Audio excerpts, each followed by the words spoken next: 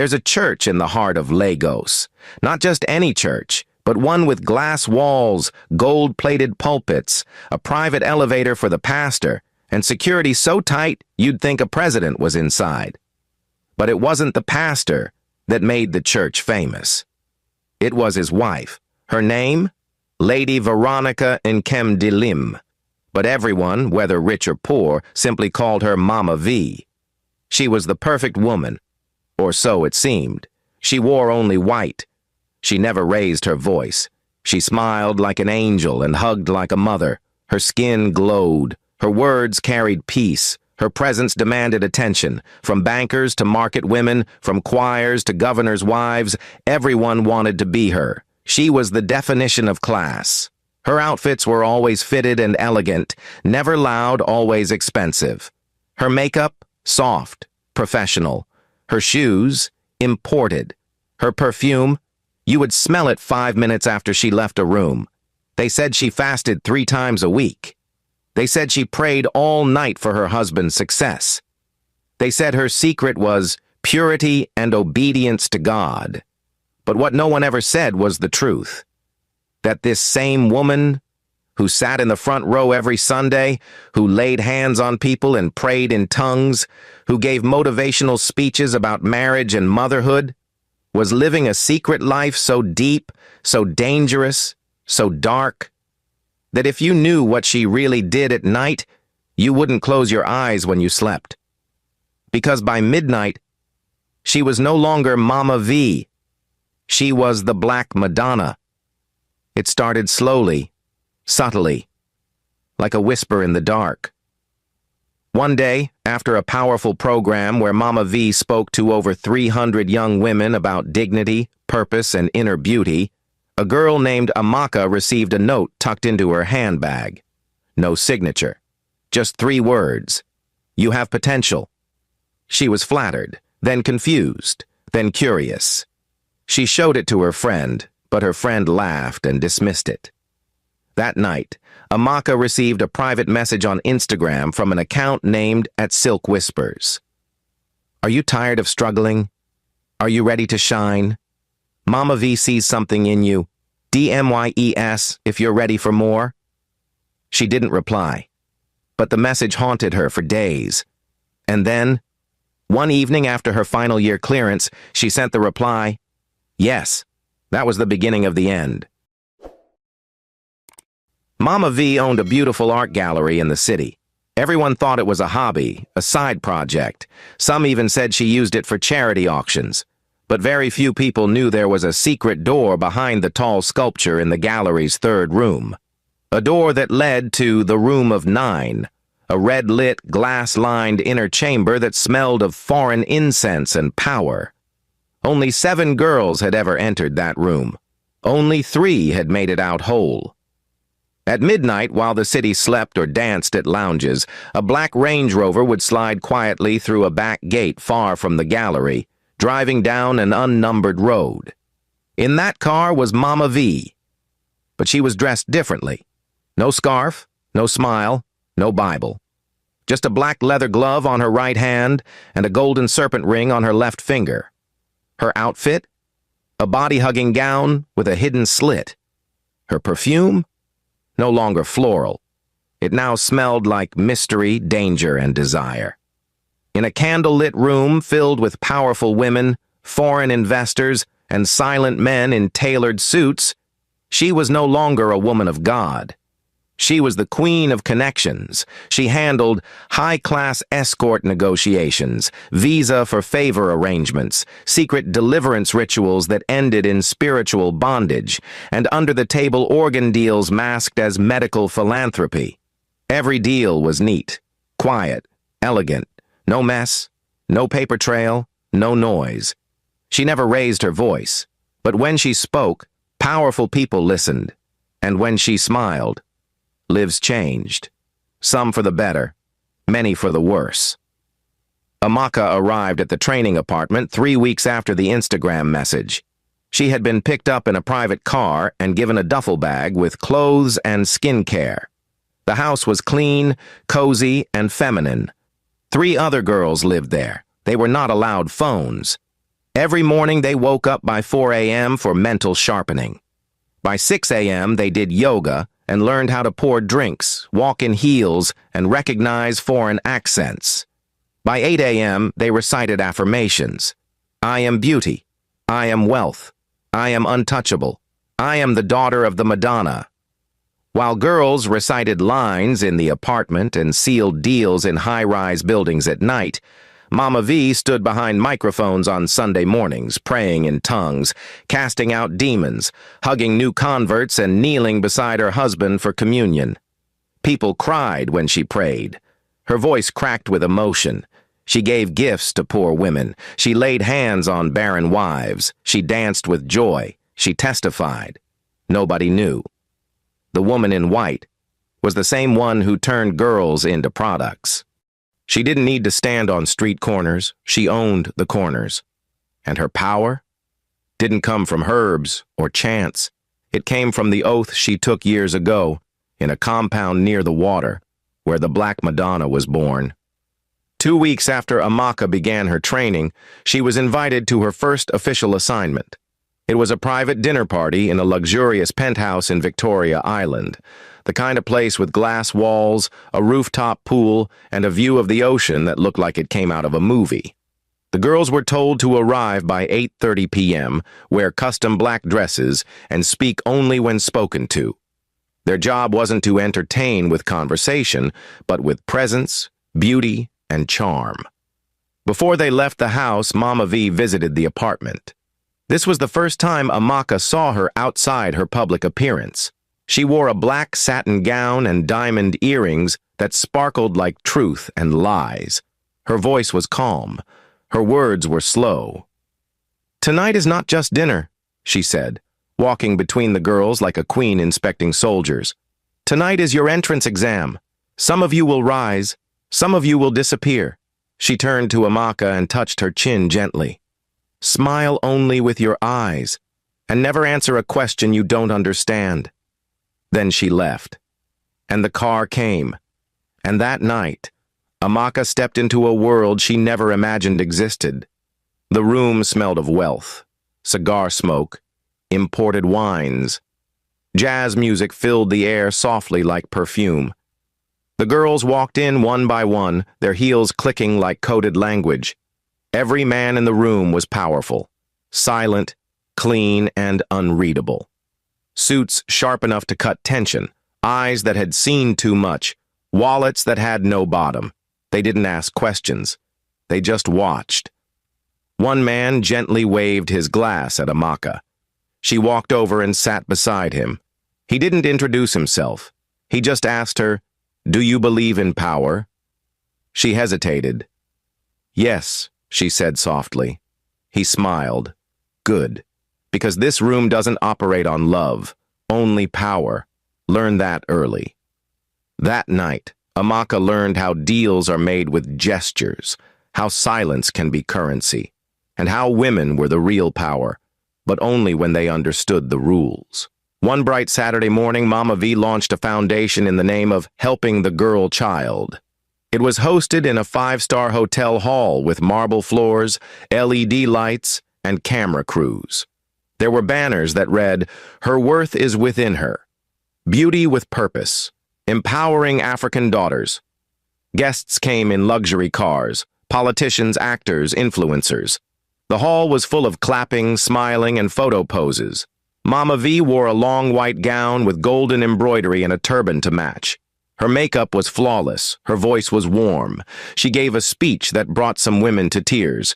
"We will fight to protect our daughters. We will give them platforms. We will sponsor their education. And we will raise queens because every girl is royalty." The crowd gave her a standing ovation, but none of them knew that in the very same building on the 9th floor, 3 girls from her foundation were preparing for a private meeting with a man from Dubai. The foundation was the curtain. The real performance was behind it. In a private meeting at the gallery, Mama V spoke to the new batch of girls. Only 7 of them, all seated on cushioned white stools. There was no shouting, no threats, just her voice, software sweet, but firm. "This life is not for the weak," she began. "You must understand something. Loyalty is not optional." She pointed to a corner, and a man wheeled in a golden box. Inside were 10 phones. Each phone had a photo album.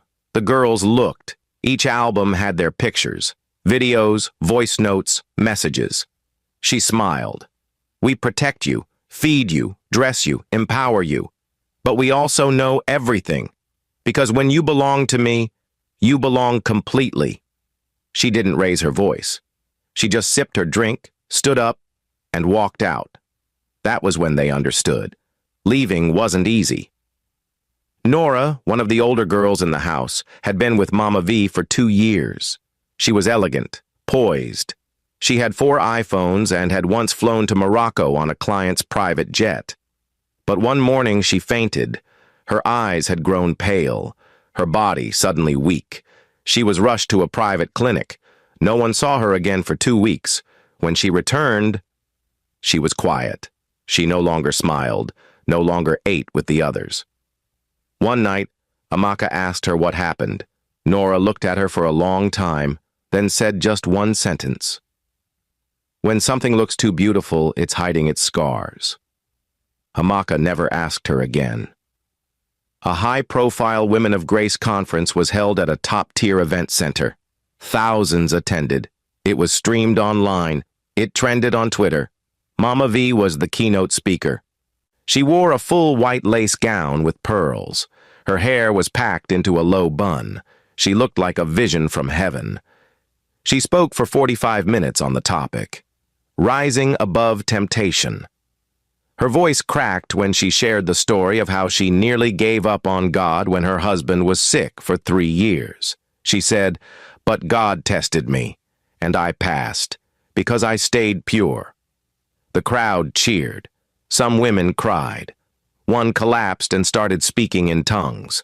That same night, in a quiet room upstairs in that same building, 2 girls, sponsored by the same conference, were on video call with a client from Turkey. Mama V watched from a second phone. She said nothing, just watched, then smiled. Inside Mama V's walk-in closet was a purple leather notebook locked with a golden clasp. Only she and one other person had ever opened it. In that notebook were names, not of girls, but of men. Men in powerful positions, some with titles, others with immunity. Some were heads of banks, others were married pastors. Each name had dates, notes, preferences, and one word beside each name, protected. This notebook was her shield, her weapon, her net. Anyone who ever tried to speak would drown in secrets. And one of the girls who was too inquisitive met her Waterloo. Her name was Kezia, a bright, beautiful girl from Enugu with caramel skin, big, curious eyes, and the kind of soft voice that made people lean in to hear her. She came into the network through a friend who told her it was a life-changing opportunity.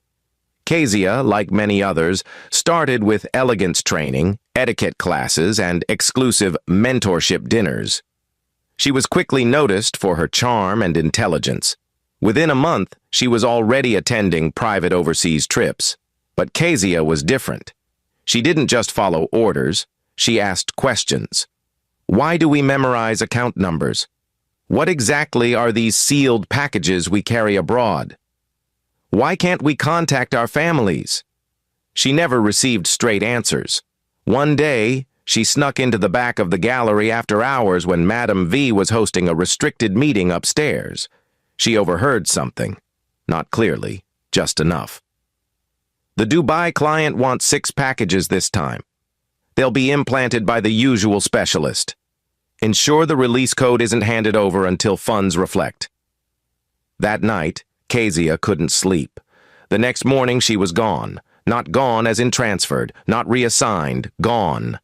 No one in the house mentioned her again. No one asked. No one dared. But Amaka kept her photo, quietly, secretly. She never deleted it. The purple notebook wasn't the beginning of Madame V's empire.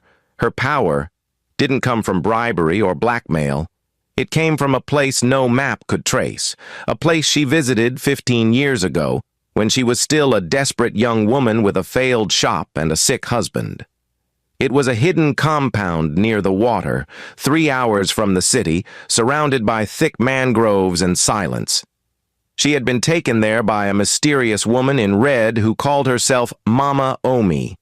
There she was given a mirror, a bowl of black water, and a choice. Become invisible to poverty, but visible to power. Speak light by day, but serve shadow by night. You will be a mother to many, but they will not call you mother. That night Veronica took an oath. A small cut was made under her foot. She drank from the bowl. She was never the same. Since then, the name Black Madonna had lived inside her. Sunday.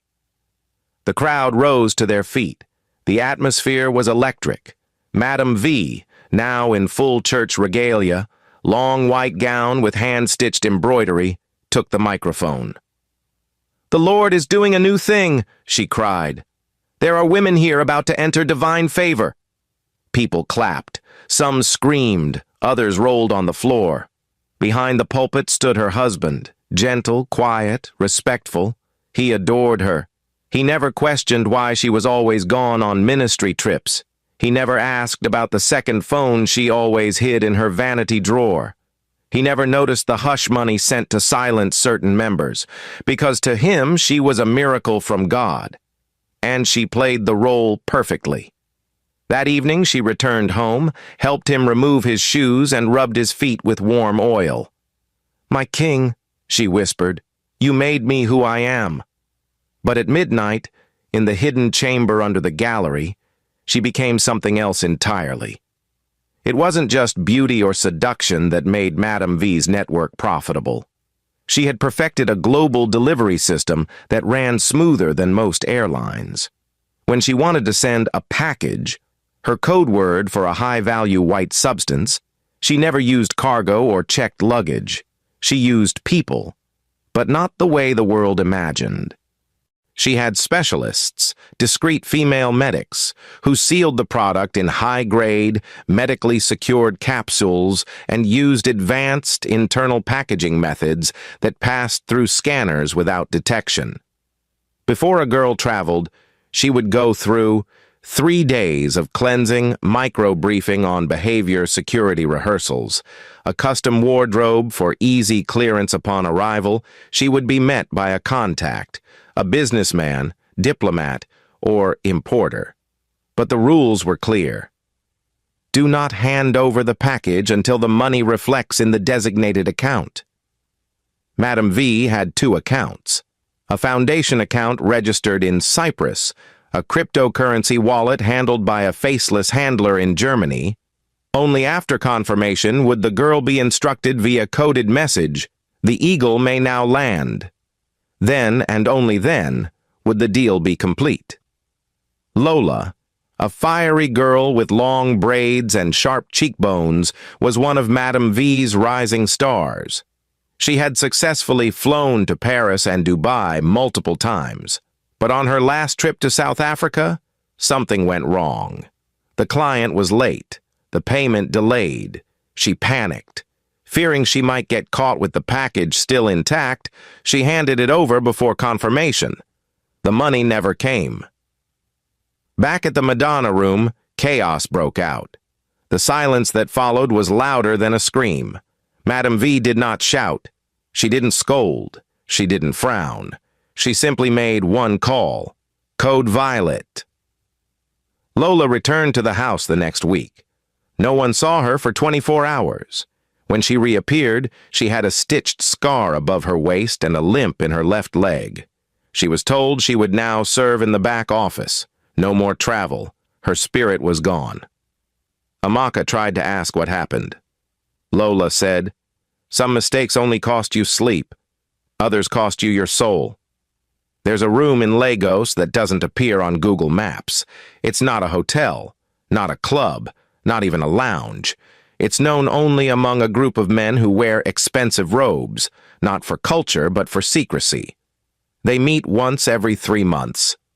Under the full moon.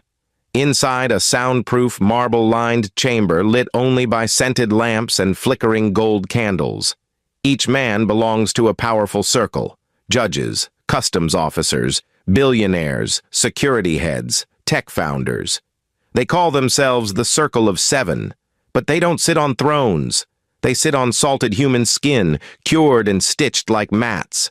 At the center of this room, standing tall in black velvet and gold earrings that swayed like warning bells, was Madame V. Not a guest, not a servant. She was the reason the room existed. They never called her by her name. They only called her the Black Madonna. She didn't bow. She didn't greet. She didn't offer smiles. She just placed a silver tray before them. On it, photos of the next 3 daughters ready to travel with the product. She raised a finger. Each one is coded, each path is clean, the security has been paid. The men nodded, and one by one, they placed black envelopes on the tray. Payment complete. One envelope was heavier than the others. Inside, the name and passport of a senator's niece. She had gone missing 2 days earlier. At home, everything was as perfect as a magazine cover. Madame V prepared fresh orange juice every morning. She helped her husband pick his ties. She held his hands during prayer. She knelt beside him at devotion. He adored her. He once said during a marriage seminar, "I am nothing without my wife. She's my prayer partner, my anchor, my Holy Spirit on earth." He didn't know she had a hidden phone under the mattress.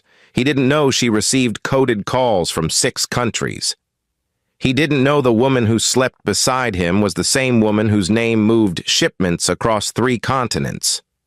To him, she was a gift from heaven. To others, she was the gate to hell.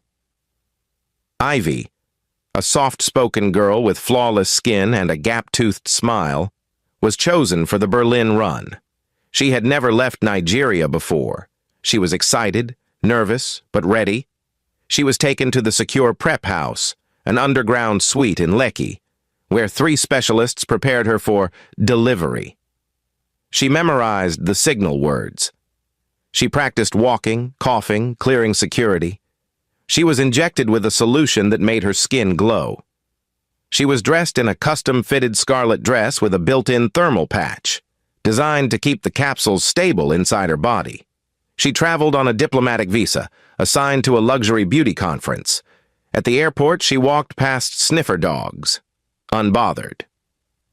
In Berlin, she was received by a chauffeur in a champagne-colored car. She smiled. 3 hours later, the money landed in a Seychelles account. Only then did she receive a message. Release confirmed. Code Zebra, you may exhale. She never spoke of what happened in Berlin, but she returned richer and quieter.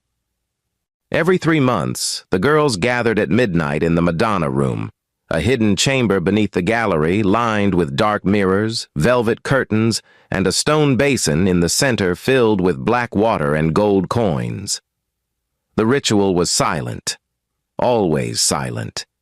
Each girl knelt with one hand over her heart. A red candle burned beside them. Madame V entered barefoot, wearing a gown that touched the ground like smoke. She held a white feather. One by one she passed by the girls and whispered into their ears, "You are not ordinary. Your body is currency.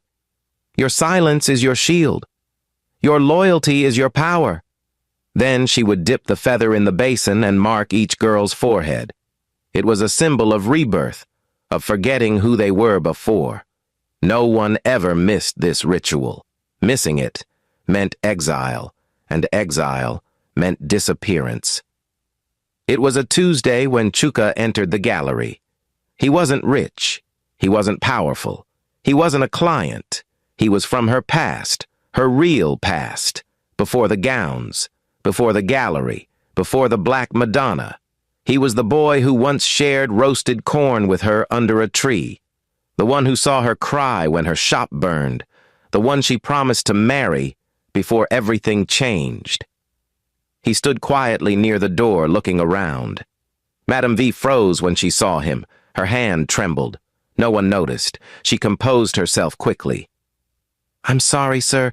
This area is by invitation only. He stared at her for a long time. Veronica? Her smile faded for a second. Then she laughed. You must have me confused with someone else.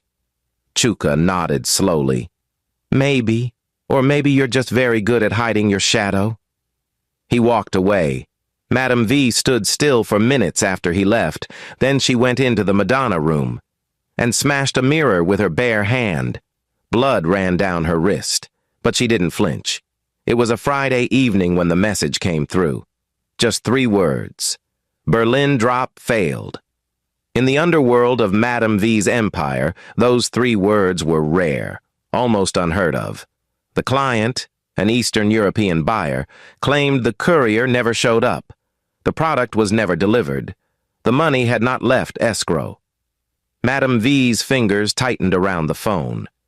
The girl's name was Chinwe, a bright, soft-spoken girl who had flown out with confidence and completed 4 clean runs in the past. This one was supposed to be the 5th and final. But now, Chinwe was missing. So was the package. And worse, she had switched off her tracker phone. 3 agents, discreet, faceless, trained by ex-military handlers, were dispatched to locate her. One moved through Instagram, tracking her digital footprints. One accessed hotel logs and movement patterns. The last posed as a tourist in Berlin, checking areas where Chinwe was last seen. Within 48 hours, they found her, but not the package. She had gone rogue, moved in with a Nigerian man she met online, planned to start a new life. They brought her back, silently. No police, no noise. She never returned to the gallery. Her name was removed from all group chats. Her number was deleted. Only Amaka noticed her toothbrush missing from the bathroom rack. That night, no one said her name. Recruitment into the Madonna world wasn't random. It was strategic, elegant, manipulative. Madame V had perfected the art of selective compassion. After every women's conference or youth revival meeting, she would identify certain girls, smart but desperate, beautiful but directionless, loyal but easily silenced. She would invite them privately. You're special. You remind me of myself at your age. God is showing me something about you. Would you be open to international exposure, mentorship, elevation? No girl ever said no. They'd be added to a private WhatsApp group called Divine Daughters of Destiny. From there, things escalated. Private hangouts, overseas scholarship offers, mission trips to Europe and the Middle East. What she told their parents was beautiful. We're sending your daughter to Italy to learn fashion. She'll be part of a Christian cultural exchange in Qatar. God is taking her places. Parents rejoiced. They came to church in Thanksgiving clothes. Some even gave testimonies. Meanwhile, their daughters were already in mansions, moving through shadows, speaking in codes. Mama Esther, a widow from Delta, danced with tears in her eyes when her daughter Kosi sent her the first $2,000. She rushed to the altar to give her testimony. My daughter left for London with Mama V's ministry. She's now working in a Christian event company. See what the Lord has done. She donated half the money to the women's prayer group. What she didn't know was that Kosi hadn't stepped inside a church since she landed. She had been trained to serve high-end clients. She knew hotel codes. She had multiple wigs and 7 phones. She smiled in every FaceTime call. Her room in Lekki Phase 1 now had marble tiles and a Bluetooth mirror. To her mother, she was a living miracle. To Madame V, she was Asset 041. People often asked, why do the girls never run away? Because they were treated like royalty. Custom-made gowns, business-class tickets, private skincare chefs, silent apartments with high-speed Wi-Fi, gold credit cards linked to accounts in 4 currencies. They were told, you're not doing anything wrong. You're providing company, connection, experience. And when guilt started to creep in, they were reminded, weren't you suffering before? Where was your God when your uncle chased you from home? When you ate biscuit for dinner? They were reminded of the rituals, the bond they swore, and the consequences of disloyalty. Each girl had a different reason for staying, but they all had one thing in common. They knew the Black Madonna never forgave betrayal. Every quarter, Madame V hosted a silent midnight gathering in the upstairs room of her art gallery. It was called the Envelope Ceremony. No cameras, no phones, just her. 7 selected girls, a golden tray, and a white book with no title. Each girl would kneel as her envelope was passed to her.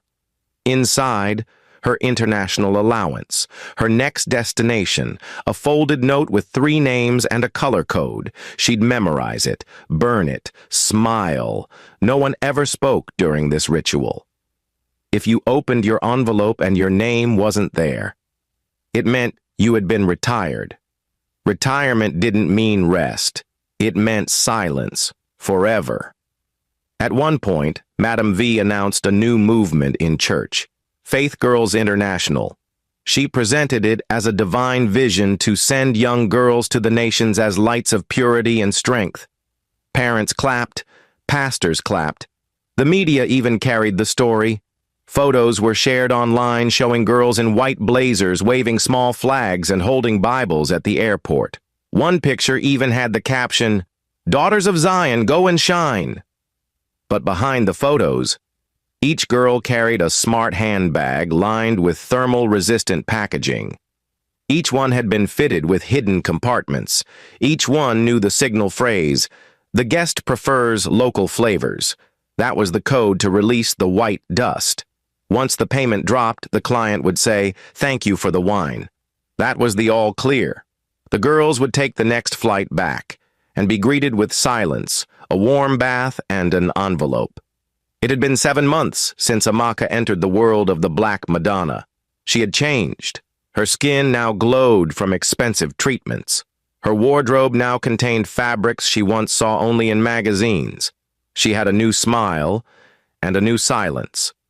But her heart had started to whisper, whispers she couldn't explain.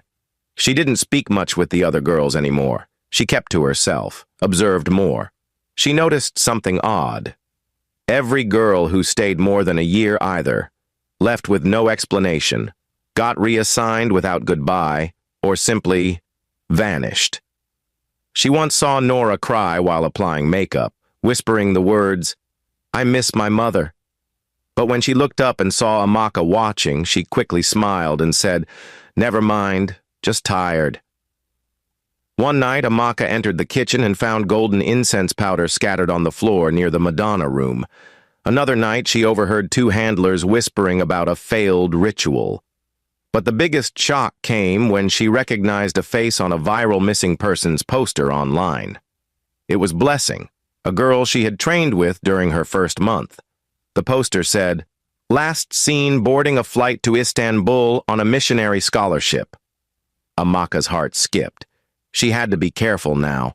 She was beginning to see too much. From outside, Madame V's home was paradise. A white 2-story house in a gated estate, a manicured garden with dancing fountains, and gold lighting that made the building glow at night like a star. But once a month, Madame V made sure to host family night, a ritual that kept her cover intact. She would cook a full meal by herself, roasted turkey soaked in peppered cream sauce, coconut fried rice, honey-glazed plantain, homemade fruit wine. Her husband would return from church meetings and she'd kiss his forehead like a teenage girl in love. "Tonight we talk, eat, laugh. No phones," she'd say. They'd sit at the dining table, pray, and laugh like the perfect Christian couple. She'd tell him stories of women she counseled, about young girls finding Jesus, about her new book on grace and growth. After dinner, he'd rub her feet while she read the Bible out loud. But the moment he dozed off in the living room, she'd rise quietly, open the hidden drawer beneath the flower vase, take out her second phone, and resume her true work. Approvals, money confirmations, silence payments. That was her real dessert. Ruthie was different. She wasn't Nigerian. She came from Libreville, the capital of Gabon. Tall, fair, sharp-witted, and with an accent that danced between French and English. She was recruited during a luxury Christian conference in Nairobi, where Madam V was a guest speaker. Ruthie didn't come from poverty. She came from curiosity. She had tasted wealth, but not this kind of power wrapped in silence. Her entry into the Madonna world was quick. By her third week, she had memorized every code, understood the delivery system, and even trained 2 other girls. She wasn't just smart. She was bold. Too bold. She once asked, "What happens if one of us writes a book about all of this?" Everyone in the room froze. She laughed like it was a joke. But Madam V's eyes didn't blink. That same week, Ruthie was reassigned to Luxembourg. She never came back. One girl said she drowned while traveling. Another said she got married to a rich Saudi client. No one knew the truth, but everyone felt the silence. Chidinma was the quiet daughter of a fiery prayer warrior in the church. Her mother always sat in the second row, always dressed in full lace attire, always the loudest during altar call. She believed in fasting and Holy Ghost fire. So when her daughter received an invitation to travel to Canada for faith-based mentorship, she testified during the midweek service. "My daughter is going global for the gospel. Thank you, Mama V." She sowed a seed, gave a Thanksgiving envelope, and cried joyfully during prayer. But Chidinma's Canada journey was nothing close to mentorship. She had been groomed, trained, branded, assigned. Her role? To serve as a middlewoman for high-profile gatherings in Vancouver where silent buyers came masked and left satisfied. She sent money home. Her mother used the money to start a foodstuff business. She always testified. Meanwhile, her daughter was drowning in emptiness and couldn't even remember the last time she heard the name Jesus in sincerity. It was a Wednesday when a woman walked into the gallery. She wore a simple white gown, no jewelry, no bag. Her eyes were sunken, her lips pale, but her posture was strong. She asked to see Madam V. She was told Madam wasn't around. She smiled. "Tell her the daughter of Mama Omi is here. She will know." The receptionist froze. Those words carried weight, too much weight. The woman was invited inside, and a silent alarm was triggered. When Madam V saw her, she stopped breathing for 3 seconds. It was Yejide, the girl who once bathed with her during the ritual initiation near the water. Yejide now worked for a different circle, one not loyal to the Black Madonna. "You've grown greedy, V," she said, her voice like dry leaves. "Your house is cracking. One of your daughters will bring fire." Then she left. No threat, no blackmail, just a prophecy. That night, Madam V sat in the Madonna room alone, surrounded by candles, whispering into the basin, "I gave you loyalty. I offered souls. Don't let my kingdom fall." It was meant to be an ordinary Tuesday. The girls had just finished their etiquette drills. Madam V had gone for a foundation brunch with a governor's wife. The house was quiet. Amaka had just come out of the shower when she heard a scream. Sandra, one of the newer girls, had fallen down the staircase, her ankle twisted in a bad angle. Her phone had slipped from under her towel, crashing open against the wall. It wasn't her official phone. It was a hidden second phone, a forbidden one, the kind no girl was allowed to own. As Amaka ran to help her, she glanced at the broken screen, and that was when she saw it. A recording app, still open, still running, and titled, "The Truth About the Madonna Room." Amaka's heart skipped. The moment she tried to pick it up, Sandra, despite the pain, snatched the phone with trembling hands. "Don't touch it," she gasped. "You'll die." She was taken to the secret medic later that day, but that moment never left Amaka. Someone else was thinking what she was thinking. Someone else was ready to expose the truth. And that was dangerous. 2 nights later, Amaka was in the upstairs hallway when she overheard low voices coming from the last guest room. It was Adaora, Sandra, and Bella, 3 of the most traveled girls in the house. They sat cross-legged, wine glasses half full, their wigs off, their voices sharp with frustration. "She promised us freedom," Adaora said it was temporary. "I heard about a girl who tried to leave," Bella whispered. "They found her in Togo. No passport, no memory." "I'm tired of being a golden puppet," Sandra added. "Rich, but empty." Amaka stood still. Then Adaora dropped a sentence that struck her like thunder. "If someone recorded what happens in the Madonna room and leaked it, this whole empire would burn."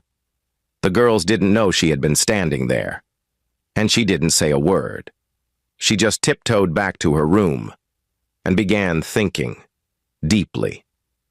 That same week, Madame V woke up in a cold sweat, her heart racing, her bedsheets soaked.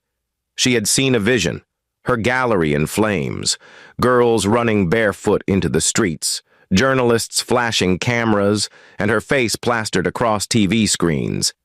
In the dream, she was surrounded by water, but couldn't move. She was drowning. She called out to the spirit of her oath.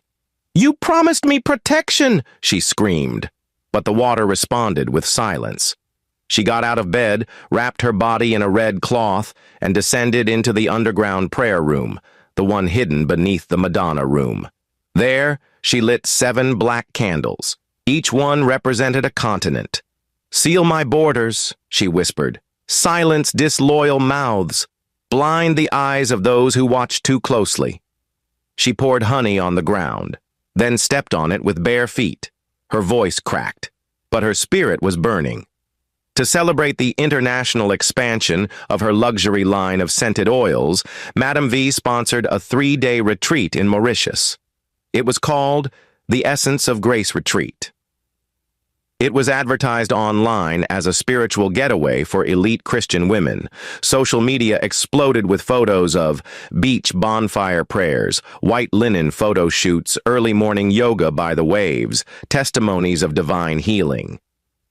But the real activity happened on the second night, at the VIP rooftop cocktail.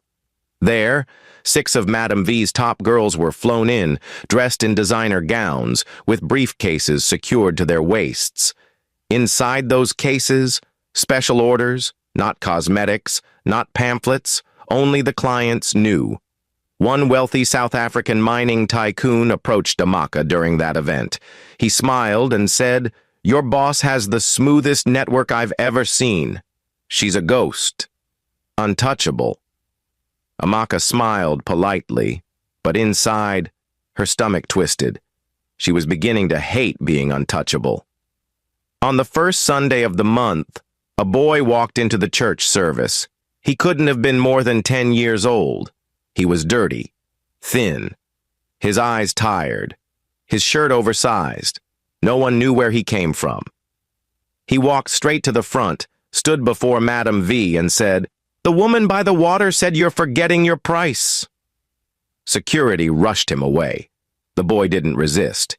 He just kept repeating, "She said you're forgetting your price." That night, Madame V sat in her dark bedroom, rubbing oil on her forehead, unable to sleep. Because only one person ever told her that sentence, Mama Omi, the same woman who gave her power and who warned her, "If you stop giving, the river will take."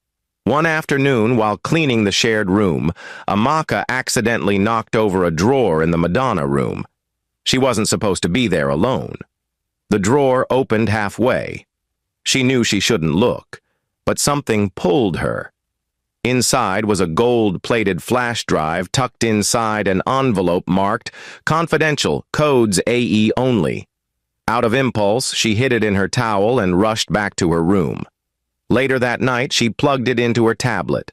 What she found changed everything. The flash drive contained photos of girls in compromising positions, recordings of international video calls, names and faces of clients, some of whom were high-profile pastors and politicians, payment logs, traced through shell companies in Seychelles and Panama, and one folder titled, "Insurance, in Case of Betrayal." Amaka's breath froze. She knew she had just found the keys to burn the empire. But if Madame V found out, she would become the next girl who never returned. Amaka didn't know she was being watched. Ever since the flash drive incident, she had grown more withdrawn, more cautious. She stopped attending the late-night prayer circles. She became silent during laughter in the shared rooms. She took her food to her room. She barely spoke to anyone. And Madame V noticed. The Black Madonna had a sixth sense, the ability to sniff disloyalty like a perfume. So she created a test. She called Amaka into her private lounge one Saturday afternoon. The room was scented with orange blossom and sandalwood. Gold curtains swayed gently with the AC breeze. A tray of hot puff-puff and pineapple juice sat on a marble table. "Sit, my daughter," she said, smiling. Amaka sat unsure of what was happening. "There's a client in Abuja. He's hosting an intercontinental health summit. I want you to represent our global foundation. Alone." Amaka blinked. "Me? Yes. You've grown. You're wise. I want to trust you." She handed her a sealed red envelope. "Inside is your itinerary. Do not open it until you get on the flight. Your car leaves by 6 a.m. tomorrow. And Amaka," she leaned forward, "let me never hear that you spoke to any stranger about what we do. God hates betrayal." Amaka nodded. But as she left the room, she knew. This wasn't a mission. It was a trap. That night, Amaka sat on the edge of her bed, red envelope in hand. She stared at it for hours. Inside her drawer, the flash drive sat hidden under a makeup bag. Her heart raced with confusion. If she ran, she might never be found. If she stayed, she might disappear like the others. She picked up the house phone and dialed one number. A man answered. "Hello?" She hesitated. "Is this Mr. Chuka from the gallery?" He paused. "Yes. Who is this?" "I'm the girl who gave you change the day you bought the painting. I need help." Silence. Then he said, "Come to the Lagoon Bridge by 5 a.m. Don't tell anyone. Come alone." And the line went dead. Amaka's hands shook. She didn't sleep. That same night, in her private chamber, Madame V lit a bowl of sacred ash and placed 7 drops of oil on her palm. She whispered into the flame, "Reveal the heart of the disloyal." The fire rose suddenly, then went out. No smoke, no glow, just silence. A sign she feared the most. She picked up her silk scarf, tied her head, and opened a sacred black book hidden behind a false panel in her closet. It was the book she had sworn never to open unless her throne was in danger. The pages glowed faintly. She ran her finger over the words. "When the water whispers and the light refuses to reflect, your house is rotting." She slammed the book shut. Someone had broken her spiritual covering. She had been betrayed, and the price would be blood. Across the Atlantic, in a hidden village near the waters of Porto Novo, 7 women gathered in a circle under the moonlight. They were the daughters of Omi, guardians of the original pact. Their skin glowed, their hair long, their eyes deep with knowing. In the center of the circle, a large clay pot boiled without fire. Inside the pot, a mirror floated, showing images. They saw Amaka. They saw Madame V. They saw Chuka. Then the eldest of them said, "The Madonna has failed to renew her offering." Another added, "She no longer gives out of devotion, but out of greed." A third one whispered, "And now her daughter will break the chain." They poured sea salt into the pot. The mirror cracked. The night wind howled. At 4:45 a.m., Amaka left the mansion quietly, wearing jeans, a hoodie, and flat shoes. The compound security, already briefed by Madame V, pretended not to notice. She boarded the waiting Uber outside and headed straight to the bridge. At exactly 5 a.m., she saw Chuka's old Corolla parked beside a billboard. She ran into the car. No words were exchanged. They drove in silence for 30 minutes. Only when they reached a private, safe apartment did Chuka speak. Why did you call me? Amaka opened her bag, pulled out the flash drive, and placed it on the table. Because this is what your friend needs to expose her. Chuka blinked. You don't know what you're getting into? I know exactly what I'm doing. Outside, a dark cloud gathered. Back at the mansion, Madame V sat in the Madonna room, eyes closed, chanting softly. The eagle has flown, but the sky is still mine. 3 days after Amaka delivered the flash drive to Chuka's contact, the first wave of shock hit quietly. A well-known business mogul in Dubai was raided during a meeting. No one knew why. Then a top-tier Lagos politician suddenly withdrew from public view. Rumors circled of leaked private videos and offshore account exposure. Across Madame V's global network, her clients began to panic. Appointments were canceled, scheduled trips postponed, payment transfers frozen. One client even sent a message in encrypted code. Is the seal broken? Must we change the route? The girls didn't understand, but Madame V knew. Someone had spoken. The second hit came from overseas. A silent branch office under the guise of a non-profit for girls' education in Cyprus, one of Madame V's laundering hubs, was raided. Her foundation account was flagged. Media headlines across Europe read, African humanitarian network tied to transnational scandal. Back in Nigeria, whispers began. A TV anchor on a breakfast show asked, Are the women we call mothers of virtue truly mothers? Her face wasn't shown. Her name wasn't mentioned, but Madame V felt it. The walls were closing in. In desperation, Madame V returned to her sacred chamber beneath the Madonna room. She placed her hand in the black basin, now cracked from within. The water refused to move. The candle flames danced wildly, then blew out on their own. She cried, I gave everything, my soul, my body. I've done the work. Why now? No response. Then the floor rumbled. Her golden basin tipped. The feather she always used turned black. And from the mirror came a whisper. Your daughter has opened the gate. Her blood went cold. In a private media studio, hidden, low-key, highly protected, Amaka sat across from an anonymous female journalist. Her face wasn't shown. Her voice altered. Her hands shook slightly. But her words, unforgettable. She's not who you think she is. Behind the gowns, behind the prayers, behind the Bible, is something ancient, something dark, and she's not alone. The footage was edited, encrypted, and sent to 4 international networks, 2 human rights organizations, and a global whistleblower page. The countdown began. The girls still living in the Madonna house began to sense the shift. One found a prayer mat in her closet soaked with red liquid. Another saw the mirrors in the gallery crack silently during dinner. One morning, the entire power in the estate went out. The generator refused to start.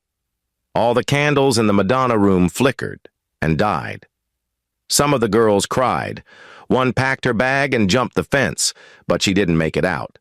The next morning, her wig was found hanging on the Madonna statue. With her empire falling and her name now under silent threat, Madame V returned to the one place she hadn't visited in 15 years. The compound near the water, the birthplace of her power. She arrived alone, dressed in full black, barefoot, with her scarf tied tight like a crown. The elders were already waiting. No smiles, no greetings. Only one question. Did you bring the price? She opened a bag. Inside was a bloodied white dress, her first prayer gown from her husband. This is all I have left. The eldest woman shook her head. The river doesn't want memories. It wants loyalty. Then take me, Madame V whispered. I'll give anything, just silence her. The river didn't reply. Only a single frog croaked from beneath the water. The water turned black, and the wind howled. That Sunday, the church was full. Cameras were ready. Worship songs filled the air. But the pulpit was empty. People whispered. The pastor looked anxious. No one had seen Madame V.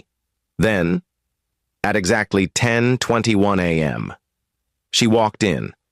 Her gown was white, but her face was pale, her scarf loose, her eyes distant.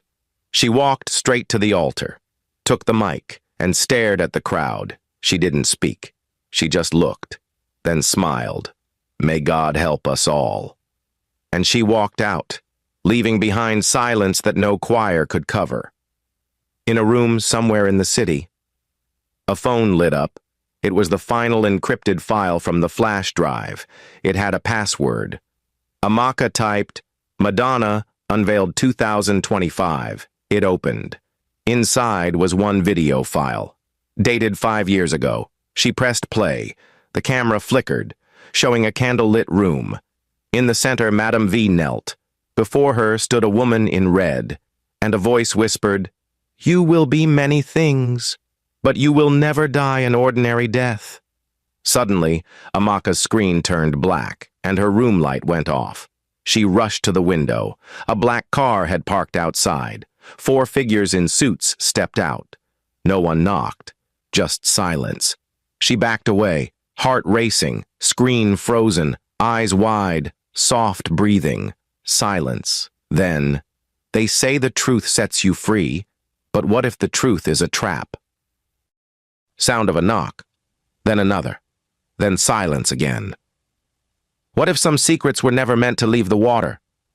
A faint sound of a phone buzzing. Text appears on screen. The flash drive was never meant to be opened. Amaka was never meant to survive this. And the Black Madonna was never really alone.